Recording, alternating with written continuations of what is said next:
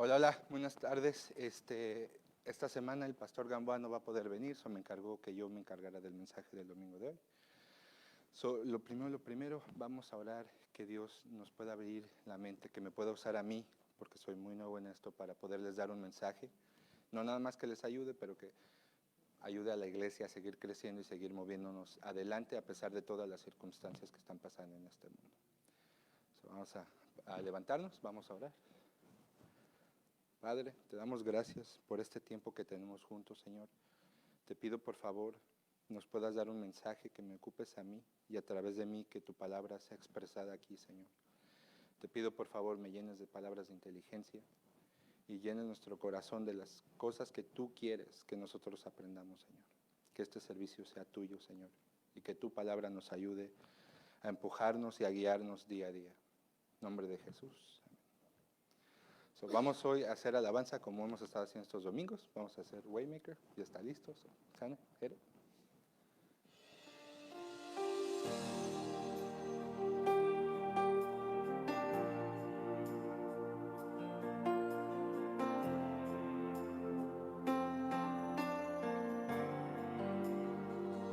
Aquí estás, debemos mover, te adoraré, te adoraré. Aquí estás, obrando en mí, te adoraré, te adoraré. Aquí estás, debemos mover, te adoraré, te adoraré. Aquí estás, obrando en mí, te adoraré, te adoraré. Te llamamos milagroso, abres camino, cumples promesas, luz en tinieblas, mi Dios, así eres tú. Milagroso, abres camino, cumples promesas, luz en tinieblas.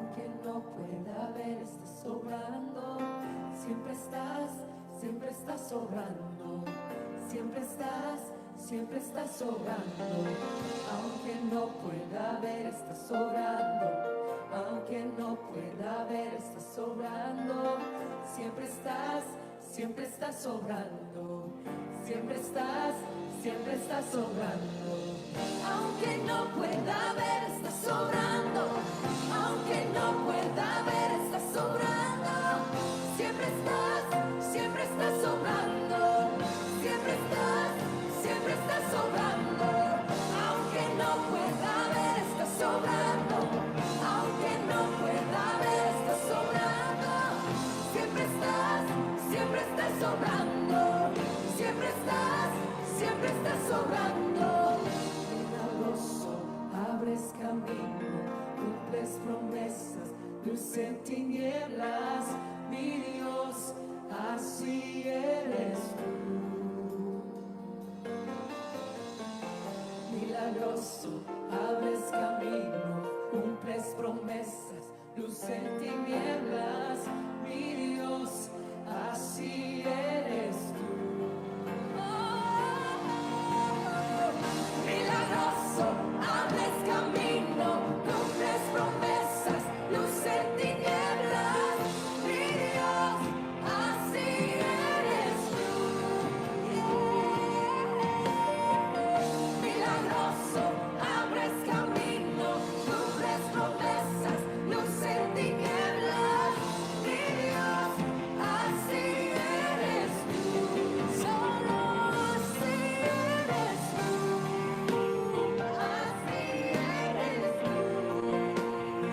Así eres tú.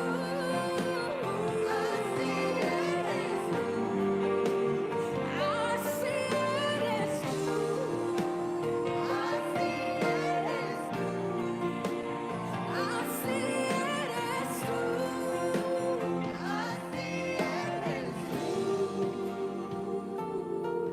eres tú. Así eres tú. Así eres tú. Oh, bendito sea Dios, Cornerstone. Espero estén teniendo una buena semana. La razón que quería tocar esta canción hoy para empezar el servicio es: ¿cuántas veces estamos en situaciones donde no sabemos a dónde va a terminar la situación? ¿Cuántas veces tenemos problemas que no, al parecer no tienen ninguna solución, o la única solución es mala? Para empezar el estudio de hoy, quiero empezar con la historia de Primera de Reyes, capítulo 19. La vamos a leer juntos porque siento que es un muy buen capítulo. Elías está siendo perseguido por la nación. Lo quieren matar porque él está negando todas sus creencias. Él tiene un celo por Dios y él no quiere hacerse a un lado y aceptar que lo que el mundo está diciendo es verdad, es verdad. Él va y les predica lo que Dios dice que es verdad y por eso lo persigue. Vamos a empezar a Primera de Reyes. Y él respondió: he tenido mucho celo por el Señor, Dios de los ejércitos, porque los israelitas han abandonado tu pacto, han derribado tus altares y han matado a espada a tus profetas. He quedado yo solo y buscan mi vida para quitármela. ¿Qué es lo primero que está pasando? Él es el último de la gente que todavía estaba peleando por la palabra de Dios. Dice: tu propia gente que salvaste, que sacaste de Egipto, que has bendecido, está en contra de nosotros ahora, porque ellos ya no quieren escuchar la verdad. Ellos ya se están basando por sus placeres y se alejaron de tu pacto, de tus leyes. Yo voy, les digo la verdad, ¿y qué hacen? Me quieren matar. Next verse. Entonces el Señor le dijo: sal y ponte en el monte delante del Señor. En ese momento el Señor pasaba y un grande y poderoso viento destrozaba los montes y quebraba las peñas delante del Señor, pero el Señor no estaba en el viento. Luego, después del viento, un terremoto, pero el Señor no estaba en el terremoto. Next verse. Después del terremoto, un fuego, pero el Señor no estaba en el fuego. Y después del fuego, el susurro de una brisa apacible.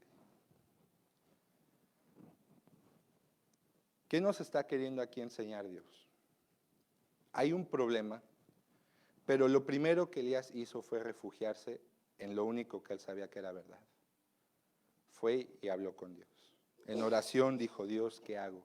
Está pasando todo esto, me quieren matar, me están persiguiendo, tu propia gente a los que has bendecido me quiere destruir. Dios le dijo, ve al monte, y dice, el Espíritu de Dios pasó. Ese Espíritu trajo fuego, trajo terremotos, puro caos. Pero el Señor no estaba en el fuego, el Señor no estaba en el viento, el Señor no estaba en el terremoto. Pero después Él susurró de una brisa apacible. ¿Por qué Dios dice que pasó su Espíritu y empezaron a ver todos estos problemas, pero Él no estaba ahí? Muchas veces lo que Dios espera es que cuando veamos un fuego no nos vayamos, cuando veamos un terremoto no nos espantemos, cuando veamos que las cosas están cayendo de control, que podamos permanecer la calma y esperar ese susurro apacible. Porque Dios nunca nos dio el espíritu de tener miedo. Él siempre nos ha guiado en paz. Pueden haber en mil caos en el mundo. Pueden haber plagas, puede haber hambre, puede haber enfermedades, puede haber falta económica, fallas en todos los aspectos de nuestra vida cómoda que tenemos aquí en Estados Unidos. Pero Dios dice, yo no estoy en eso. Yo soy esa voz tranquila que les dice, tranquilos. Porque si yo soy Dios, si yo soy soberano ante todo lo que pasa en este mundo, yo estoy permitiendo que todo esto esté pasando. Mi espíritu está pasando sobre esto. Él está causando que haya enfermedades. Él está permitiendo que haya destabilidad económica. ¿Por qué? Porque Dios siempre tiene un propósito para todas las cosas que hace. Nosotros como creyentes tenemos que esperar a esa voz apacible. El tema de hoy es qué hacer en esos tiempos cuando tenemos miedo, en esos tiempos de incertidumbre. ¿Qué tenemos que hacer? Y lo primero que quiero hablar es acordarnos de las promesas de Dios. Ahora, estos versos que les voy a leer son del Viejo Testamento. Tanto judíos como cristianos tenemos estos mismos libros. Vamos a leer el primer versículo en Génesis capítulo 3:15. Dice, pondré enemistad entre tú y la mujer y entre tu simiente y su simiente. Y él te herirá en la cabeza y tú lo herirás en el talón. Como conocemos en la historia de Génesis, en este capítulo fue el primer pecado que hizo Adán y Eva. Escucharon a la serpiente y desobedecieron a Dios. Dios les dijo, al comer de esta fruta, lo que viene después es la muerte. Antes de esto, hablan Dios con todos. Dice, ¿por qué hicieron esto? El hombre dice, no es que la mujer me hizo, la mujer no es que la serpiente me hizo. ¿Qué es lo primero que Dios dice? Oh, pues porque me desobedecieron ya, se acabó. Y destruyó todo con una palabra y volvió a hacer el mundo de nuevo. Dios es omnipotente. Él podría haber hecho lo que quisiera. Pero Él también, para Él no hay principio y fin. Él es el principio y el fin. Él sabía que Adán y Eva iban a desobedecer. Aquí la promesa que le está dando a la serpiente es que del vientre de la mujer va a haber un fruto que eventualmente va a pisar a la serpiente, pero al pisar la serpiente va a herirle el talón. Desde el tercer capítulo de Génesis, en el principio, Dios sabía que íbamos a tener errores.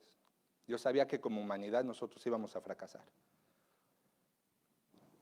Él ya estaba dispuesto a dar su único hijo. El sacrificio de Jesús fue profetizado desde el libro de Génesis. Para Adán y Eva, ellos posiblemente no sabían. Ellos tenían miedo, tanto miedo que se intentaron esconder de Dios. Que no saben es que Dios es fiel a su palabra. Y Él siempre ha creado formas para que nosotros podamos regresar con Él.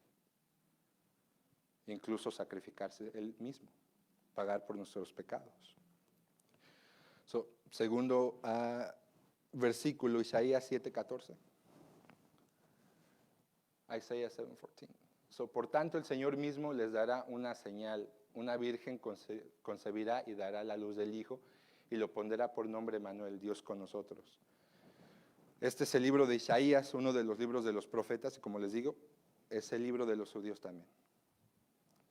Aquí Dios está prometiendo que nos va a dar una señal. Una virgen va a tener a un hijo y le pondrá a Emmanuel, Dios con nosotros. Desde un principio, en el libro de Isaías, ya la gente completamente se alejó de Dios. Y Dios dijo, voy a tener que venir juicio. Voy a tener que mover las cosas, porque si no, va a pasar lo mismo que en Sodoma y Gomorra. Tengo que hacer algo.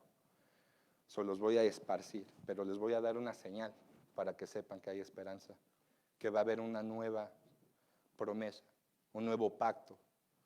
Y la señal va a ser, una virgen concebirá y dará luz a un hijo. ¿Qué celebramos cada 25 de diciembre?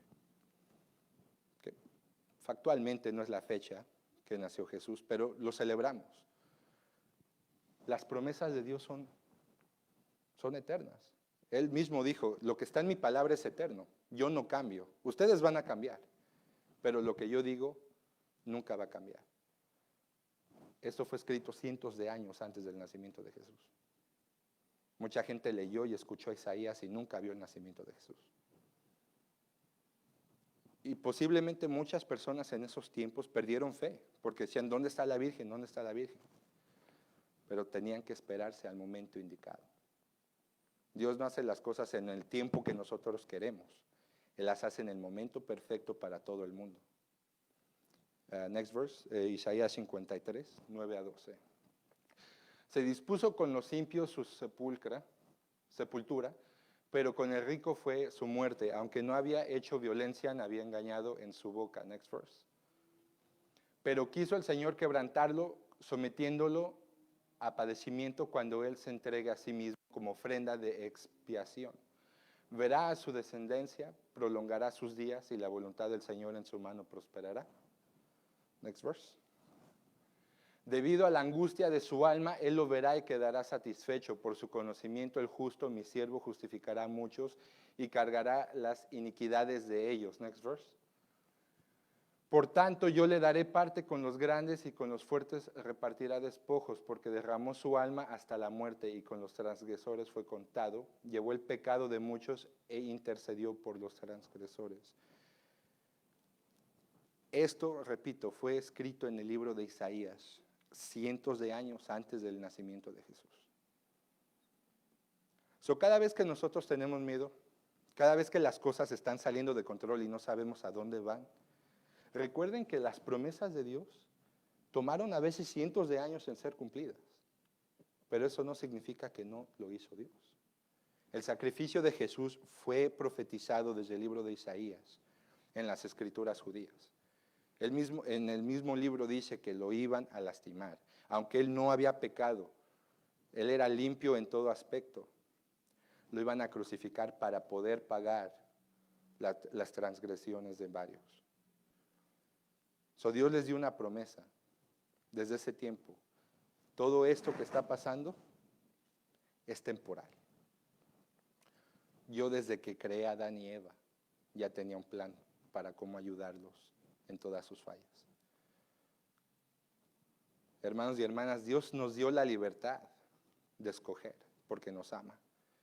Pero con esa libertad también tenemos la libertad de cometer errores en nuestra vida. Tenemos la libertad de escoger bien o mal. Y muchas veces cuando pensamos que algo es bueno, no sabemos que es malo hasta que vienen las consecuencias de eso que estamos haciendo. Por eso es necesario el sacrificio de Jesús. ¿Por qué digo esto y por qué lo conecto con el miedo? Porque muchas veces nuestro miedo más grande es que ya no hay solución. Adán y Eva posiblemente pensaron eso. Si lo pensamos, ellos les dieron una regla: no comas de una fruta. Lo primero que hicieron fue y fueron a comer de la fruta. ¿Pero qué hizo Dios? Dios no los destruyó en ese instante. Dios les dio una promesa de cómo pueden cambiar su vida. Eso es el evangelio. Dios no espera que las situaciones de nuestra vida siempre sean perfectas o que siempre tengamos el conocimiento o la sabiduría de tomar las decisiones correctas. Él lo que espera es de que vivamos lo escojamos a Él. Y Él nos dio una promesa de que van a meter la pata, van a estar equivocándose una y otra vez. Por eso mandé a mi hijo a pagar por sus pecados, para que ante los ojos de Dios seamos puros, seamos dignos de entrar al reino de Dios con Él, seamos dignos de que su presencia de Él esté en nosotros. Porque sin esta promesa nosotros no tendríamos el Espíritu Santo. Sin esta promesa, sin este sacrificio, Dios muy fácilmente podría seguir como en el Viejo Testamento. Cada vez que hacían algo mal, Dios se alejaba y se tenían que atener a las consecuencias. ¿Por qué es importante recordar las promesas de Dios? Porque eso nos da una garantía y una confianza en nuestros tiempos de miedo. Si nos vamos a John, next verse. Juan 1.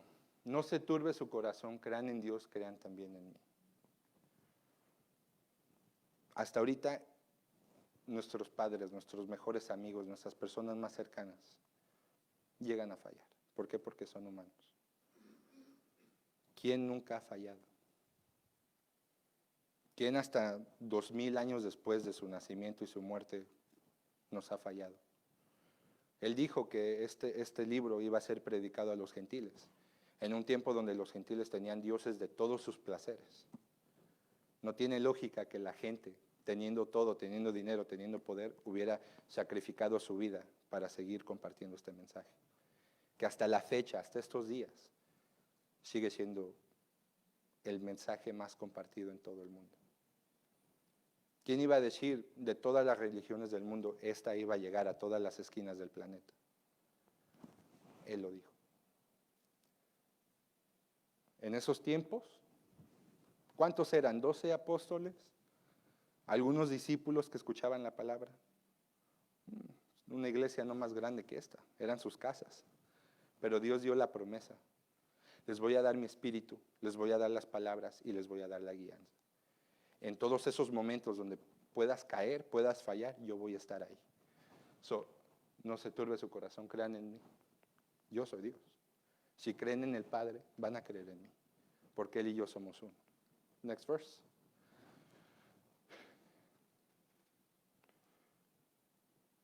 Esta es la promesa. Can you go to the other John?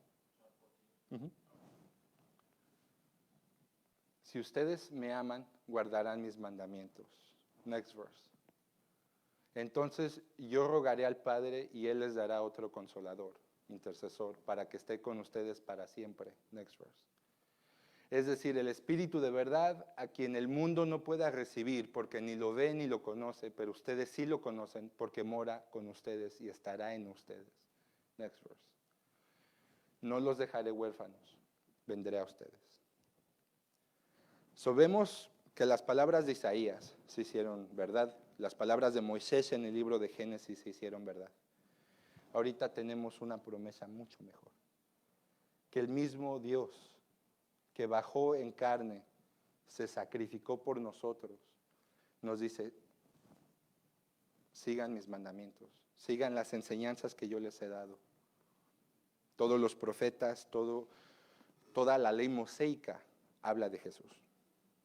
Si uno lee todo el Viejo Testamento, todo apunta a Jesús. ¿Qué dice Jesús? Sigan mis enseñanzas. Y si ustedes lo permiten, yo no los dejaré huérfanos. Porque después de mi sacrificio bajará un consolador. Mi espíritu estará dentro de ustedes. No nos va a dejar huérfanos. ¿Qué mejor que en cualquier tiempo, cualquier problema que tengamos, tenemos que darnos cuenta que nuestros ojos, nuestras emociones, nuestras dudas, nuestra mente nos traicionan? Por experiencias pasadas, por lo que vemos en películas, por lo que vemos en el mundo, relaciones pasadas, todo lo que nosotros hemos vivido es momentáneo. Dios es eterno y Él nos dio una promesa. Si están viendo que hay problemas, si están viendo que hay cosas que uno no puede entender, cosas que al parecer no tienen solución, recuerden que yo estoy con ustedes. Y si yo pude hacer todo, a Él lo traicionaron Judas, Pedro, Lo dejaron solo en la cruz. Su familia lo rechazó por un tiempo. Él ha vivido todos los miedos, mas nunca se alejó de su Padre. Jesús es el ejemplo perfecto de qué hacer en los tiempos de miedo. Imagínense saber que al otro día te van a crucificar y va a ser la muerte más cruel que tengas. Tanto que tu sudor tiene sangre. Tanto miedo en el alma que tu sudor tiene sangre. Jesús pudo haber corrido. Se fue a la montaña, se puso de rodillas y dijo: Padre, por favor, que no me toque esto, pero que sea tu voluntad. Si no hubiera pasado el sacrificio, que hubiera pasado con la humanidad, el Espíritu Santo nunca hubiera entrado en nosotros. Dios nunca hubiera estado con nosotros. Este mensaje no hubiera llegado a las 4 esquinas del mundo. Pero Jesús tenía miedo, porque obviamente sabe el sufrimiento que iba a pasar, sabe el dolor que iba a pasar, pero él sabía ese dolor es momentáneo.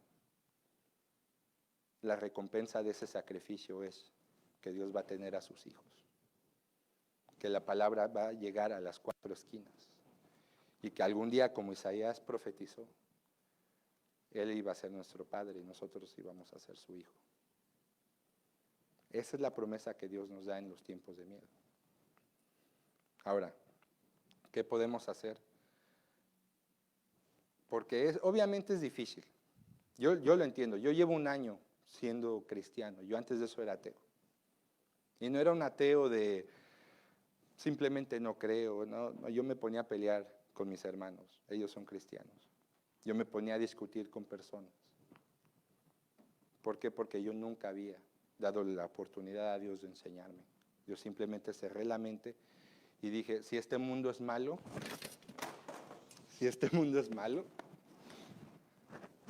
¿por qué Dios va a permitir que todo esto pase? Si este mundo es malo, ¿por qué Dios va a permitir que haya guerras? ¿Por qué va a permitir que todo esto pase? Pónganse a pensar. Creo tienen hijos. Daniel, usted tiene hijos.